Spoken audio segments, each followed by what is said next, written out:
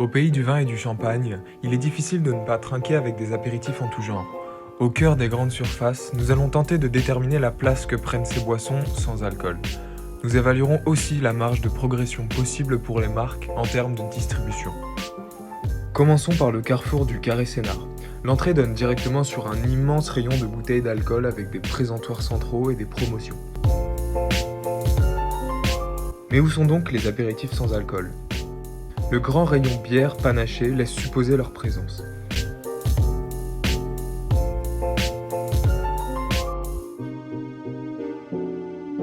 En effet, on y retrouve un assortiment de bières sans alcool, de panachés à faible pourcentage. Le rayon adjacent, celui des vins, rosés, etc., laisse une demi-hauteur pour les boissons sans alcool. On y retrouve un présentoir qui met en valeur une certaine marque, et nous avons trouvé cette mise en valeur relativement intéressante. Il faut avoir l'œil averti pour détecter la présence de ces boissons sans alcool.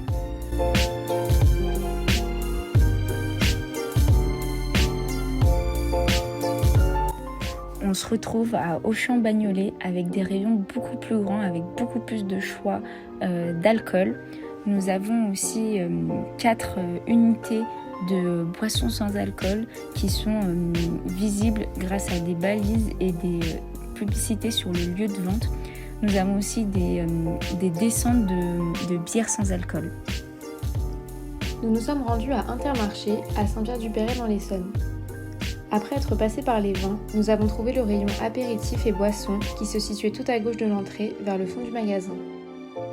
Les boissons apéritifs étaient présentées devant les snacks salés. Le rangement et la séparation entre les produits alcoolisés ou non étaient très flous et malgré quelques affiches promotionnelles pour certaines boissons, la confusion était facile.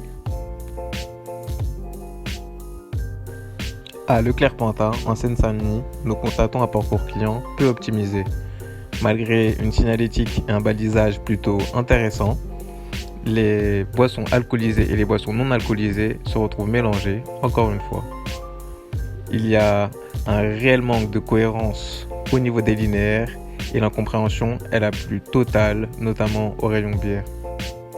Lors de notre entrée chez Franprix, nous avons de suite remarqué que les boissons alcoolisées étaient sous clé derrière les caisses. Les produits soft étaient difficilement identifiables, seulement quelques bières sans alcool étaient présentes. Nous nous sommes enfin rendus à Casino au Lilas. Le parcours client est fluide, l'espace aéré.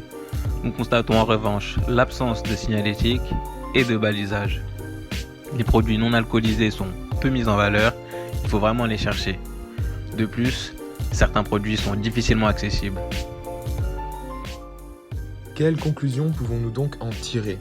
Eh bien, pour faire assez simple, il y a une certaine négligence autour de ces produits qui se confondent généralement avec le reste. Pourtant, il y a un vivier de consommateurs potentiels et les distributeurs ne l'exploitent pas au maximum. Au vu des restrictions légales sur la consommation d'alcool, beaucoup de personnes souhaitent se faire plaisir lors des soirées en buvant des apéritifs sans alcool. Il est donc important pour les GMS de réorganiser ce sous-rayon afin d'attirer l'œil des clients. Ce rayon pourrait leur apporter énormément au chiffre d'affaires s'il était plus attractif. Il nous semble donc impératif d'encourager les distributeurs à reconsidérer la place accordée à ces boissons rafraîchissantes non alcoolisées, ainsi qu'à encourager des actions de valorisation et de promotion.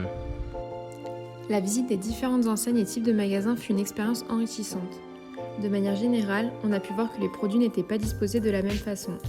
C'était assez surprenant de voir que les boissons non alcoolisées sont rarement mises en valeur, certainement en raison de la faible marge des distributeurs. Mais au vu de la croissance de ce secteur, cette catégorie mériterait plus de visibilité et d'animation.